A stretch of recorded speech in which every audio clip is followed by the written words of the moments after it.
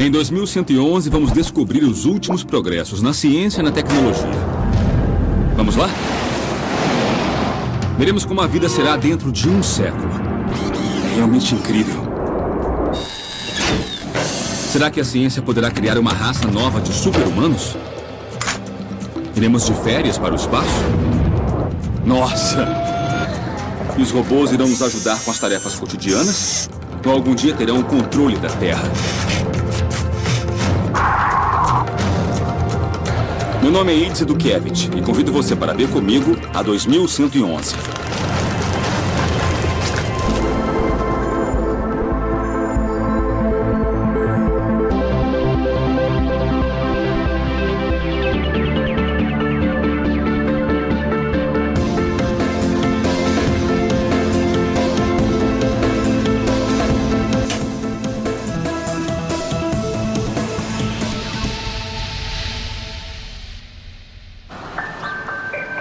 O primeiro automóvel e o primeiro avião são invenções com mais de 100 anos. Desde então, o transporte transformou radicalmente nossas vidas.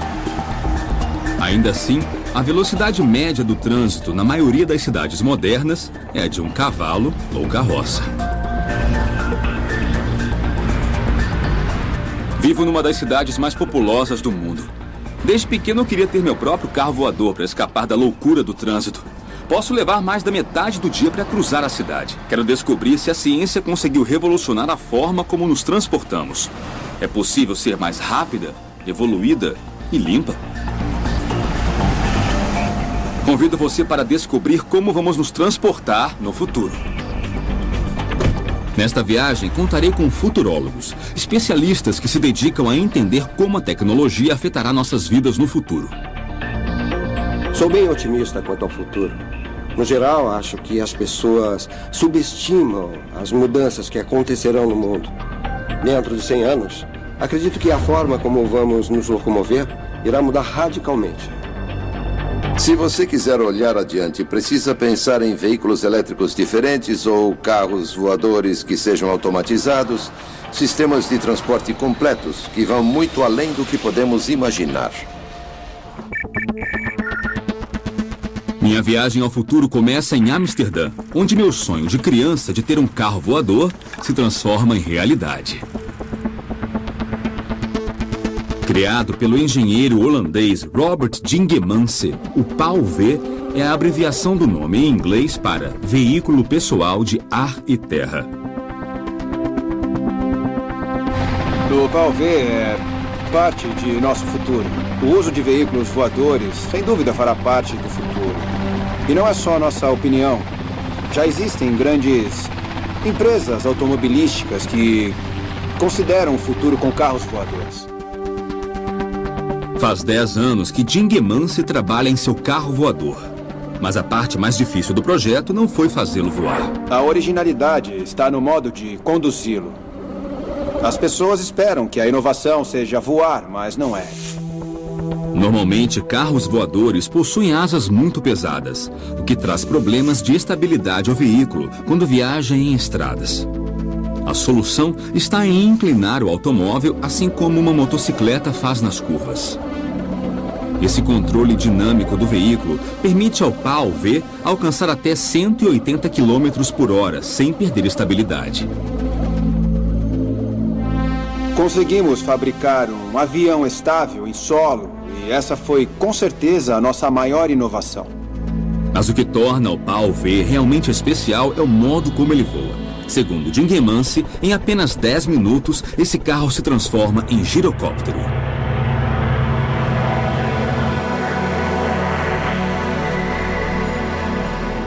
É uma modalidade de voo que já existe há 100 anos, não tem novidade. Mas é a forma mais segura e fácil de voar. E nós fizemos essa escolha para ser acessível a muitas pessoas, para que elas possam voar com seus carros no futuro. Embora pareça um helicóptero, os rotores não são impulsionados pelo motor. A hélice na parte traseira dá propulsão para frente através do ar, e os rotores giram livremente, permitindo a decolagem.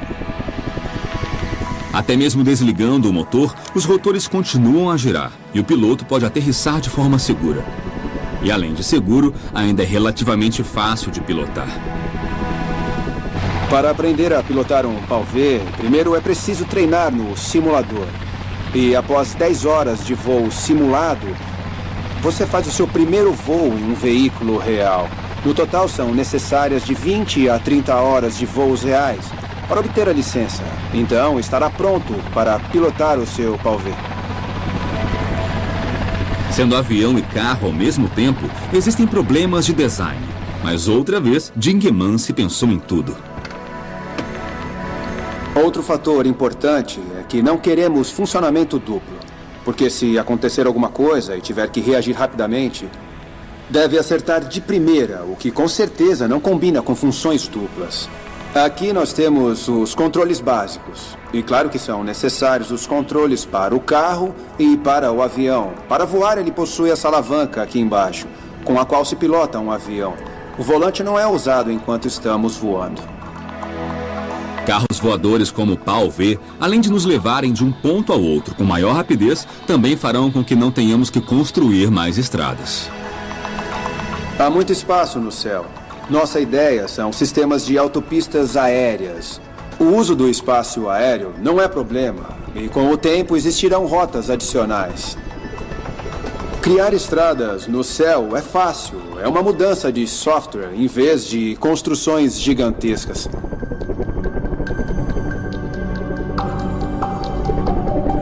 Eventualmente, existirão veículos voadores que serão adequados, que serão seguros e autônomos. Sabe, eles estarão rodeados por uma rede e farão parte de um sistema de sensores. Poderão ser programados verbalmente ao dizer, me leve a São Francisco. E sem interferência, irão levá-lo a salvo. Caminhamos para isso. Vai acontecer. Segundo seus fabricantes, o PAL-V logo estará disponível no mercado, com a venda da primeira máquina estimada para 2015. Este girocóptero chegará a uma velocidade de 180 km por hora em solo e no ar, com assentos para 2 passageiros e autonomia para até 500 km. Meu carro voador não é mais ficção, é uma realidade. Enquanto isso, eu vou ter que continuar dirigindo no horário de pico. Com a vida corrida que nós levamos, é horrível desperdiçar tantas horas em congestionamentos.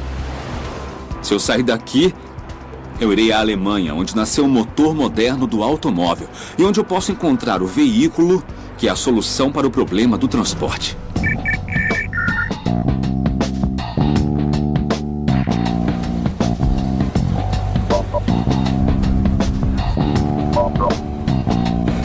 Uma das vantagens de usar o transporte público é poder fazer outras coisas enquanto eu viajo.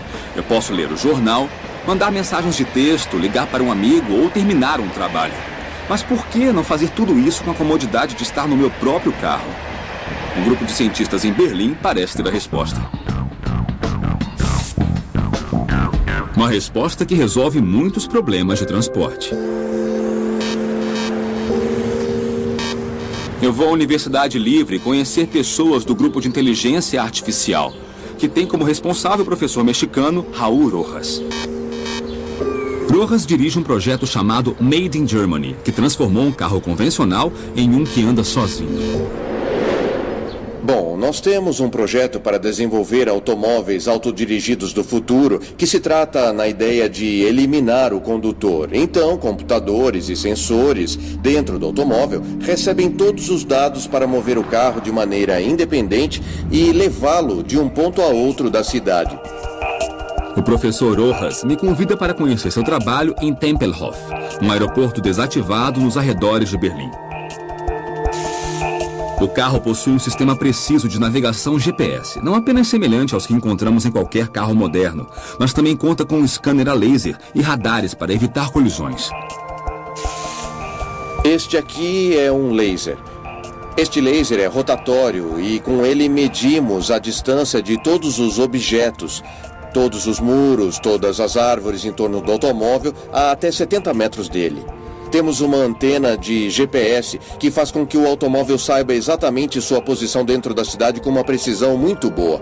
Há outra variedade de sensores integrada à carroceria. Por exemplo, este sensor aqui. Que também são sensores a laser que medem a distância de outros automóveis no trajeto.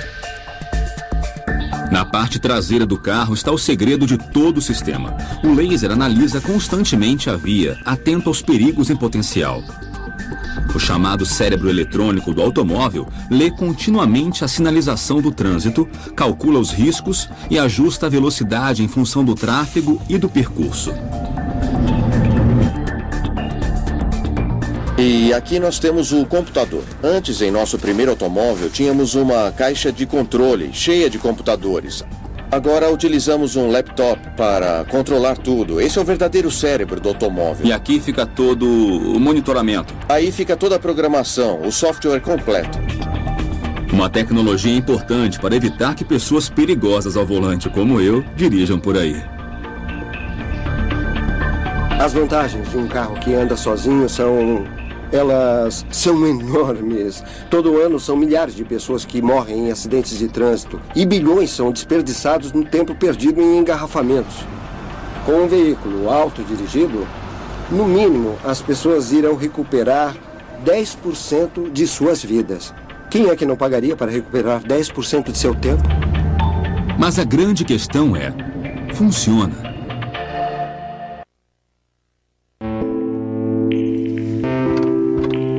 Eu farei o teste deste automóvel revolucionário que anda sozinho em um aeroporto nos arredores de Berlim.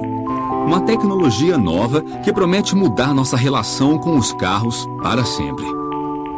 Automóveis autodirigidos serão tão seguros no futuro que dirigir um veículo no modo manual nas ruas vai ser proibido por questões de segurança. Vamos testar o carro em um espaço aberto. Não há outros veículos, mas o professor programa uma rota imaginária para seguirmos. E o carro a percorre com uma precisão incrível. E para mim só resta curtir o passeio. Sabe que a cada invento que eu conheço e testo, eu não quero mais voltar ao que era. Minha vontade é de ver todos os carros assim, para que possamos aproveitar agora. E agora o teste real. Deixamos para trás as ruas imaginárias da pista de aterrissagem para testar o sistema nas ruas de Berlim. Então eu vou para o banco de trás. Esse carro que se autodirige ainda é um protótipo e, para a segurança da cidade, não pode ser dirigido por alguém que não seja um condutor certificado. E outra vez, o carro autodirigido passa no teste com honra. Ele reconhece a mudança dos semáforos, reconhece os cruzamentos e mantém visão permanente do resto dos veículos nas ruas.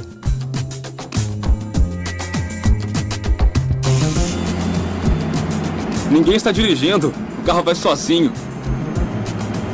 O projeto Made in Germany está pronto para ir para as ruas, mas Rojas está pensando no próximo passo da evolução do carro autodirigível. O próximo passo é a comunicação entre os veículos, ou seja, ter 1, 2, 3, 4 veículos autodirigíveis que se comuniquem. Então, nos cruzamentos, não é necessário chegar e esperar para ver quem passa primeiro. Isso vai ter sido decidido antes, quem vai cruzar. Dirigir um carro na cidade se transformará em um processo totalmente automático, controlado por computadores. E para aqueles que quiserem dirigir de outro modo, haverá locais específicos para que possam fazer isso. Será como hoje, para quem quer montar um cavalo, não vai montar na rua. A pessoa vai a uma fazenda para cavalgar. Vai ser assim. Está cada vez mais claro para mim que a maioria dos carros será autodirigida em 20 anos, mas até lá, e não vai ser de uma hora para outra, nós vamos ter etapas pelas quais o carro vai ter que passar. Primeiro, ele poderá estacionar sozinho, sem andar por si só, ou então se autoconduzirá em certas situações, e em algumas outras situações é claro que não. Mas agora eu deixo o Made in Germany, porque nossa próxima parada em busca do transporte do futuro é a cidade de Tóquio, no Japão. Até agora, as alternativas para o futuro do transporte são bem promissoras. Mas a chave talvez não esteja exatamente no veículo, e sim na energia ou combustível que usaremos. Nossas reservas de petróleo não vão durar para sempre. É hora de resolver este paradigma energético. Existem engenheiros que já estão trabalhando em um carro que, além de ecológico, é muito potente. O resultado? O SimWheel.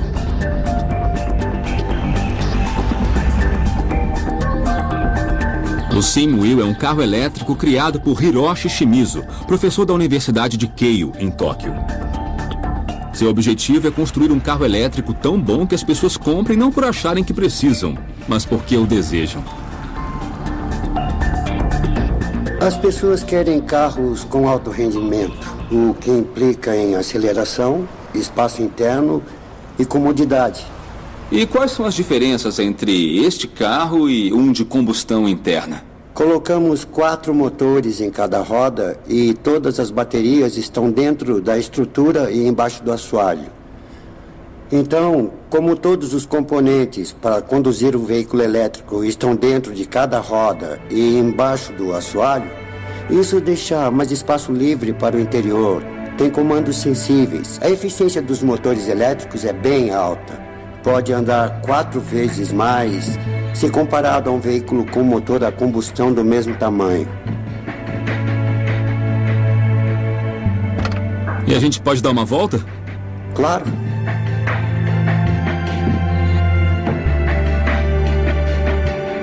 O SimWheel é ecológico, funcional, com estilo e conforto. Mas será que ele vai conseguir se nivelar aos carros convencionais? Estamos prestes a descobrir. 2111. Oferecimento IBM. Vamos construir um planeta mais inteligente.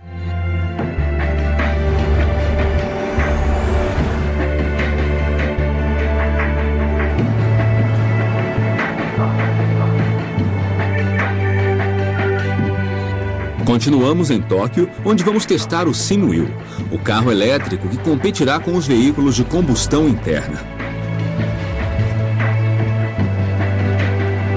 O SimWheel usa uma bateria de lítio, com capacidade para fazer o carro percorrer até 350 km, com uma única carga, ou seja, 200 a mais que a maioria dos carros elétricos. Isso graças à mesma tecnologia e potência em suas rodas deste protótipo chamado Helica. Um carro de 8 rodas criado por Shimizu, que alcança uma velocidade de 300 km por hora. Na verdade, dirigir esse carro não é como conduzir qualquer outro. Porque só tenho que me concentrar aqui no volante. Isso é a primeira coisa. Ele é macio, ele responde com muita rapidez ao acelerar e ao frear, o que também é importante. Tem potência e tem aceleração. Realmente o sentimento é futurista. E é agradável e também confortável de conduzir. Obrigado, muito obrigado. Eu quero um. Obrigado. O petróleo um dia vai acabar, isso é certo. E o SimWheel é uma alternativa a essa realidade. Então, professor. Sim? Será que esse é o futuro do transporte? Eu acho. Creio que sim. As pessoas vão querer usar esse tipo de veículo por seu desempenho. E o mais importante é que o preço da eletricidade é bem menor que o da gasolina. Então, no futuro, todas as pessoas no mundo vão poder usar esse tipo de veículo elétrico porque não trará problemas de energia.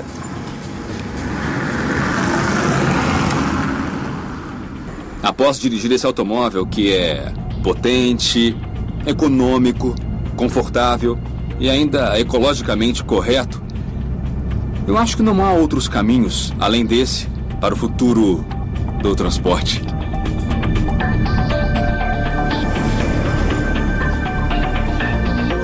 Existirão carros totalmente elétricos e, através da nanotecnologia, nós teremos baterias minúsculas e muito eficientes. Esse será o grande progresso e é nisso que trabalhamos hoje.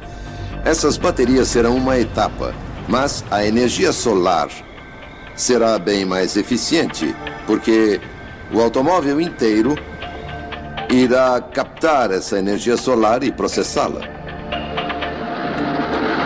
Mas carros elétricos a bateria não são a única tecnologia que está sendo desenvolvida para o futuro. Aqui em São Paulo, engenheiros trabalham em uma solução totalmente sustentável para o transporte público. Temos que pensar grande em energia híbrida aplicada aos sistemas de transporte, de modo que a energia usada seja renovável e mais amigável com o ambiente. O Brasil é um líder mundial em combustíveis renováveis, como álcool para carros particulares. Mas em cidades como São Paulo, diariamente circulam 20 mil ônibus com motores a diesel, que fazem a poluição alcançar altíssimos níveis. A empresa metropolitana de transporte público está trabalhando em uma alternativa para o diesel, um ônibus movido a hidrogênio, cujo único resíduo é água pura. Eu acredito, pessoalmente, que o hidrogênio será a energia do futuro. A sociedade pode se beneficiar da utilização de ônibus a hidrogênio, principalmente pela redução dos poluentes e uma melhoria geral da saúde. Atualmente, 99% do hidrogênio produzido é proveniente de combustíveis fósseis, principalmente do gás natural, mas essa não é a única forma. Em São Paulo, se obtém hidrogênio de água através de um sistema chamado eletrólise. Aqui, efetivamente, é onde a gente vai produzir o hidrogênio. A energia utilizada, mais a água utilizada, vem para cá, a energia está aqui, a água está ali, e nesse processo de eletrólise, é onde você quebra o hidrogênio e o oxigênio. Terminando o processo, o oxigênio fica armazenado aqui, é onde a gente está abaixando a temperatura dele, e depois joga para a atmosfera. O hidrogênio fica armazenado aqui também no mesmo processo, baixando a temperatura, o hidrogênio já está pronto. Então o que a gente vai fazer? A gente vai comprimir ele e armazenar nesses cilindros. E cada abastecimento do ônibus nós utilizamos 60 quilos. Esses 60 quilos no ônibus a gente consegue rodar na faixa de uns 350 quilômetros. E esse consumo de energia é um consumo mensal de uma casa. Por enquanto, a eletricidade usada para a eletrólise provém de fontes não renováveis. Mas no futuro, será usada energia limpa. Que é uma energia eólica, uma energia térmica. Então você consegue fazer todo o processo ser um processo ecologicamente correto. O projeto ônibus brasileiro a hidrogênio usa hidrogênio para gerar eletricidade através de uma célula de combustível. Esta célula é um dispositivo que transforma a energia química em eletricidade. E além de não poluir nada, é muito eficiente. O aproveitamento da energia elétrica é de 90%, enquanto que a de um motor a diesel é de apenas 30%. Dentro da célula nós temos uma lâmina de platina que por um lado tem hidrogênio, do outro lado ar. E esta lâmina de platina e grafite, que são prensadas como se fosse um sanduíche, gera um próton e um elétron. O elétron é capturado e transformado em corrente elétrica que vai para alimentar o motor, e o próton é descartado para a terra. O ônibus leva 5 cilindros de hidrogênio no teto, enquanto o oxigênio é extraído do ar. Com ambos é alimentada a célula de combustível que gera eletricidade para funcionamento do motor elétrico, descartando unicamente água pura. O ônibus ainda conta com baterias para controle inteligente de sua energia. A célula trabalha em paralelo com um sistema de baterias. Quando o ônibus está freando, por exemplo, essa energia que sobra é devolvida para essas baterias e as baterias ficam alimentadas. Quando o ônibus está numa ladeira, que precisa de muita potência, de muito torque, aí as baterias devolvem essa energia ao sistema. Então é um sistema híbrido que trabalha com hidrogênio, com células a hidrogênio e com baterias. O reabastecimento de um ônibus a hidrogênio é bastante simples. Ele se dá como um abastecimento normal de um outro combustível. através de um sistema de alimentação que é colocado diretamente no ônibus e que dura cerca de 10 minutos para reabastecer cada ônibus. Com este protótipo funcionando e também a estação de produção e abastecimento, o projeto já está em andamento. Como vocês podem ver, esse é um ônibus absolutamente tradicional, igual aos outros movidos a combustão diesel. A grande vantagem dele é ambiental, porque este ônibus não emite nem poluentes de gases de efeito estufa, nem material particulado, vulgo fumaça preta, que é o que faz mal para a saúde humana. Além disso, ele é um ônibus muito silencioso, ele quase não tem ruídos, o que ajuda muito também, e a população gosta muito, os usuários do ônibus gostam muito disso. Com capacidade para 65 passageiros e velocidade máxima de 70 km por hora, embora circule normalmente a 50, este ônibus possui alcance de 300 km, graças a seus 5 tanques de hidrogênio no teto. O objetivo do projeto de ônibus a hidrogênio é continuar substituindo gradualmente a frota de ônibus diesel por ônibus a hidrogênio. Dentro desse enfoque, nós temos uma prioridade de capacitação da indústria para a fabricação desse ônibus em larga escala. Hoje, um único ônibus e uma única estação de produção e abastecimento parece não ser nada em uma cidade como São Paulo, mas esse já pode ser um começo do que está por vir. Ônibus que não poluem, apenas respingam água. A maior parte da poluição do planeta é produzida por carros. Então, se pudermos fabricar esses carros e torná-los mais ecológicos e mais eficientes, e depois eliminar os acidentes e aliviar as regiões mais congestionadas das cidades, será possível ter um mundo melhor. E esse é o caminho.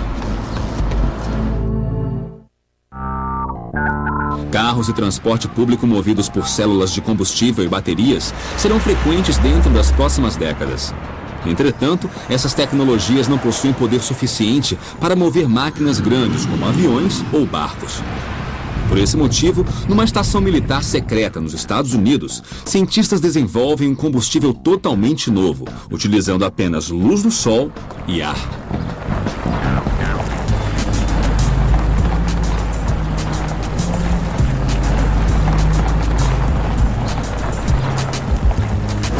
Estou indo para Albuquerque, no Novo México, onde um grupo de cientistas desenvolveu um combustível renovável de última geração, retirado do ar.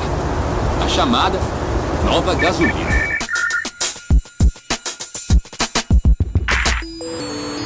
Enquanto a gasolina convencional gera emissões de dióxido de carbono e aumenta o aquecimento global, no laboratório Sandia, esse mesmo dióxido de carbono é usado na produção de um novo combustível chamado Air Fuel, o combustível obtido do ar. O dispositivo retira dióxido de carbono do ar e captura luz solar, coleta a água da terra e da chuva e une tudo para formar o hidrocarboneto. O processo é similar à fotossíntese que as plantas realizam a partir da luz do sol.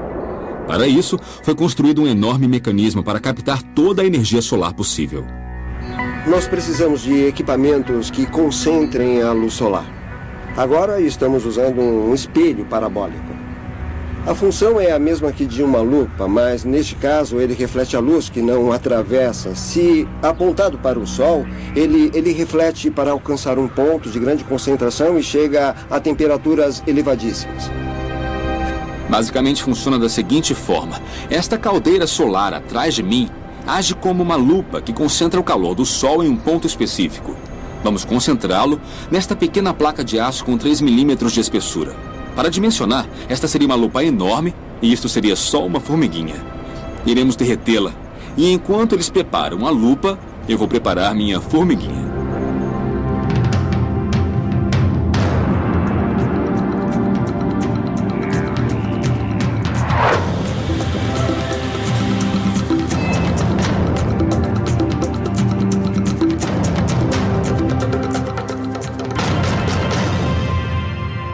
Nossa, em apenas segundos vimos o poder de mais de 2.500 sóis, que poderia chegar a 7.000 se quisessem, derretendo a pequena placa de metal. Para provocar a reação química que cria o combustível, é necessário armazenar toda essa energia em uma câmara especialmente projetada. Esse é um dispositivo chamado CR5, do nome em inglês para recuperador, reator, receptor do anel contrarrotatório. Ele recebe o calor do Sol e, a partir do dióxido de carbono ou água, converte o dióxido de carbono e a água em dióxido de carbono e hidrogênio, que são precursores para a produção de algo como a gasolina. A gasolina é um hidrocarboneto criado a partir de extensas cadeias de hidrogênio e moléculas de carbono. Este reator engenhoso usa uma quantidade enorme de energia solar para obter hidrogênio da água e carbono do dióxido de carbono. Elementos que em seguida se unem e formam os hidrocarbonetos. Este é um anel. Sobre o perímetro dos anéis, há um material reator que concentra a luz solar. O calor imenso libera o oxigênio. Ao girar para o outro lado, injetamos dióxido de carbono ou água com o oxigênio preso, que é o material reduzido, produzindo monóxido de carbono. O hidrogênio retorna e completa o ciclo. O projeto está em estudo. No futuro, essa tecnologia poderia fazer funcionar até motores que a eletricidade comum não tem capacidade. E o mais importante é que estes cientistas encontraram uma forma de transformar um dos maiores problemas de poluição mundial no combustível do futuro. Em vez de ver o dióxido de carbono como um produto de descarte, encontramos uma oportunidade de transformá-lo em algo útil, de dar a ele uma função proveitosa. Há 10.000 vezes mais luz solar do que precisamos para obter energia, e ela é grátis. A gasolina limpa é uma grande ideia. E além de ser boa para o meio ambiente, segundo eles, custará o mesmo que a gasolina convencional. Gasolina do ar. Acho que eu estou vendo o futuro.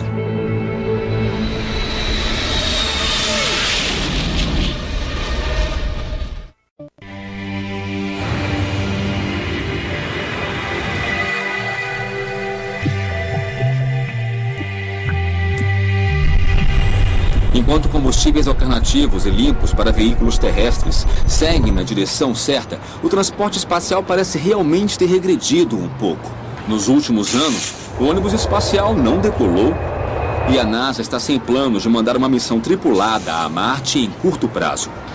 Entretanto, graças à privatização das viagens espaciais, podemos continuar pensando em novas aventuras, já que algumas empresas fizeram parcerias com governos para não perderem o sonho de olhar a Terra do espaço. Nossa investigação nos leva a Hawthorne, na Califórnia, onde fica a SpaceX, uma empresa de pesquisa espacial associada à NASA. A SpaceX desenvolveu meios de transporte próprios, entre eles o Dragon. Uma nave espacial reutilizável que em maio de 2012 se transformou no primeiro veículo comercial da história a chegar à Estação Espacial Internacional. Para alcançar esse objetivo, a SpaceX passou anos desenvolvendo seus próprios foguetes de lançamento, chamados de Falcon 9. Mas o grande desafio é criar e lançar naves capazes de nos levar além de onde já chegamos. O sonho de muitos de nós parece estar em contagem regressiva. Isso será possível graças ao fato de empresas privadas abaixarem os custos operacionais e de construção. Enquanto isso, o desejo de viajar para o espaço pode nos levar a um lugar mais próximo, a atmosfera. Está começando uma concorrência pelo mercado de turismo espacial. E com a concorrência chega a inovação. Uma empresa na Espanha procura um jeito de mandar pessoas ao espaço por um custo menor. A fronteira espacial parece estar mais perto do que nunca. A empresa Zero to Infinity, localizada em Barcelona, trabalha num programa de voos para o espaço próximo. A inovação da proposta é que não irão utilizar naves espaciais, mas balões atmosféricos. O projeto se chama InBloom e tem como responsável José Mariano López, um engenheiro aeronáutico que já trabalhou para a Agência Espacial Europeia. Quando eu era criança, pensava em coisas como cada um ter seu satélite, poder ver o que acontece em qualquer lugar do mundo ou viajar além da atmosfera para ver como o planeta é azul. Como não me satisfiz com a explicação dos astronautas, Eu gostaria de tornar isso uma realidade.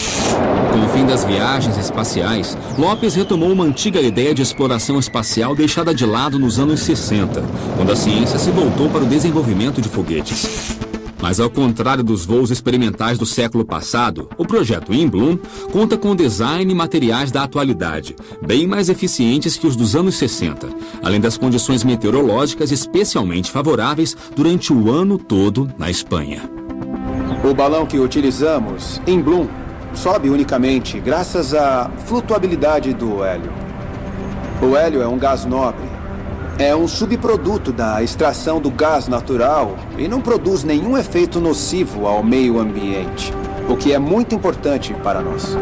Quando a cápsula chega ao seu limite de 36 mil metros de altitude, 99,5% da atmosfera terá sido percorrida. Assim, além de um espetáculo turístico único, as janelas panorâmicas também serão uma oportunidade de realizar pesquisas científicas. Os passageiros poderão ficar por até 3 horas no espaço exterior. Então a cápsula inicia uma descida precisa com um paraquedas especialmente projetado. Os testes do Inbloom tiveram a supervisão de Steven Peterson, especialista notório que já lançou centenas de balões em todo o mundo, até em locais bem hostis como a Antártida. É uma grande oportunidade porque temos aquela cápsula que estão vendo e podemos somar benefícios científicos. Mesmo sendo um voo turístico, construímos com esses cuidados. Também podemos levar equipamentos científicos de diferentes proporções e realizar experimentos nessa viagem turística. É ainda outra oportunidade de diversificar como fazer turismo e experiências científicas e desenvolver um sistema novo aqui na Espanha. Com cerca de 100 voos anuais entre voos científicos e aqueles destinados à experiência, ao lazer, para nós já estaria bom. Mas o potencial é bem maior. E os planos de negócio que estudamos indicam que o ramo do turismo espacial, do espaço privado, terá uma parcela bem significativa na economia do século XXI. A empresa planeja realizar o primeiro voo tripulado entre 2013 e 2015. E mesmo com muitos testes pendentes, não faltam ideias para esta proposta alternativa. Já estamos pensando nos próximos lançamentos, estamos pensando em lançar balões mais eficientes. Queremos alinhar tudo para o primeiro voo tripulado. É uma atividade que não tem fim. Seja a atmosfera, a Lua ou Marte, os sonhos parecem não ter limites. E passar férias nesses lugares é o desejo de muitos.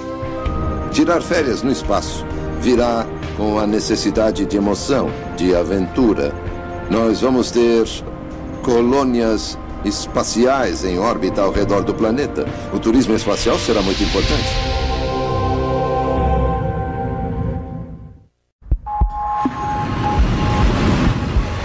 Ao fim da minha viagem, irei investigar sobre a possibilidade de transporte mais extrema, a máquina de teletransporte. O teletransporte já existe. Podemos teletransportar um papel colocado em um aparelho de fax que realiza uma cópia dos detalhes na folha e então os reproduz fielmente no outro extremo. Todo mundo já se acostumou com essa ideia, tanto que em algumas conversas reservadas, quando nós conversamos, nem falamos em teletransporte. Mandar um fax é uma coisa, mas teletransportar objetos físicos é outra bem diferente. E há pouco tempo era até impossível. Agora eu vou conhecer o professor Akira Furusawa, que criou a primeira máquina de teletransporte. A máquina de teletransporte está aqui, na Universidade de Tóquio. Mas antes de vê-la, o professor Furusawa me dá uma aula de física para entender este mundo complexo do teletransporte quântico. Na comunicação cotidiana, por exemplo, a máquina de fax, nesse caso, você conserva o original. Mas não é o que acontece aqui. Na mecânica quântica, não se pode fazer uma cópia. No teletransporte, essa é uma partícula que será transportada e deve desaparecer. E essa mesma partícula deve aparecer em um outro lugar. A máquina de Furusawa não teletransporta gente, e sim fótons. Os fótons são partículas minúsculas de luz criadas por um laser infravermelho. Essa é a nossa máquina de teletransporte. usamos uma luz infravermelha bem forte. Por isso usamos os óculos de proteção. Tá. O segredo do experimento é que os fótons de luz do laser estão interconectados. De acordo com a teoria quântica, esses fótons sempre estão ligados. Então, o que acontece com um sempre reflete no outro. Um fóton viaja do ponto A, conhecido como Alice, ao ponto B, conhecido como Bob. O emissor fica ali e o receptor lá. O emissor se chama Alice e o receptor se chama Bob. Alice e Bob não estão conectados. Não. O teletransporte une os dois. Exato, é isso mesmo. Nossa! Alice e Bob se transformam em dois portais. Qualquer coisa introduzida em Alice instantaneamente aparece em Bob. Entretanto, os pares de fótons unidos devem chegar a Alice e Bob exatamente ao mesmo tempo, ou a informação se perderá e o portal será quebrado. Após anos de testes, Furusawa conseguiu criar uma máquina de teletransporte quântico confiável. Professor, eu queria muito ver isso funcionar. Podemos teletransportar algo? É claro que sim. O professor liga a máquina e, de acordo com a indicação na tela do computador, a luz foi transportada com êxito do ponto A, Alice, ao ponto B, Bob. Sendo assim, no futuro, haverá teletransporte. Para ser sincero, eu ainda não sei dizer porque o ser humano tem muitos átomos. E, no momento, isso é informação demais para sabermos. O corpo humano possui tantos átomos que o mapeamento e envio de tudo e de cada uma de nossas partículas subatômicas levaria bilhões de anos. Em 100 anos, o teletransporte irá acontecer para objetos inanimados, mas eu acredito que não teletransportaremos pessoas até lá. Talvez existam questões filosóficas que comprometam a ideia de sermos destruídos e então depois recriados. Eu não vejo possibilidade de teletransporte para matéria orgânica, sejam humanos ou qualquer ser vivo. Acho que isso é bem mais complicado. Mas acontece que a física do teletransporte diz que isso é possível. Acredito que será necessário mais de um século para estudar tudo isso. Apesar de Furusawa ter um longo caminho a seguir para o teletransporte de pessoas, sua máquina já teletransporta informação. Em um futuro próximo, o sistema será usado para obtenção de conexões de internet de banda larga com uma rapidez que nunca imaginamos. E com o mundo cada vez mais conectado, talvez a necessidade de viajar acabe. A necessidade de transportar humanos ou objetos físicos irá diminuir no futuro graças à realidade virtual. Se estivermos a quilômetros um do outro, poderemos nos encontrar em um meio virtual. Será como estar juntos, apesar da distância que nos separa. O potencial é grande para o transporte do futuro. De fato, estamos prestes a resolver um dos problemas mais sérios da humanidade com a mudança dos veículos que usamos. As mentes brilhantes dos engenheiros que conheci até agora nos ajudarão a viver em um mundo mais ecológico, seguro e pacífico. Os veículos em desenvolvimento nos darão acesso a coisas que só faziam parte de nossa imaginação, como viajar para o espaço ou, quem sabe, algum dia nos teletransportar. Sem dúvida, o transporte revolucionará o mundo. Assim será o futuro. Assim será 2111. Versão brasileira, Tempo Filmes, São Paulo.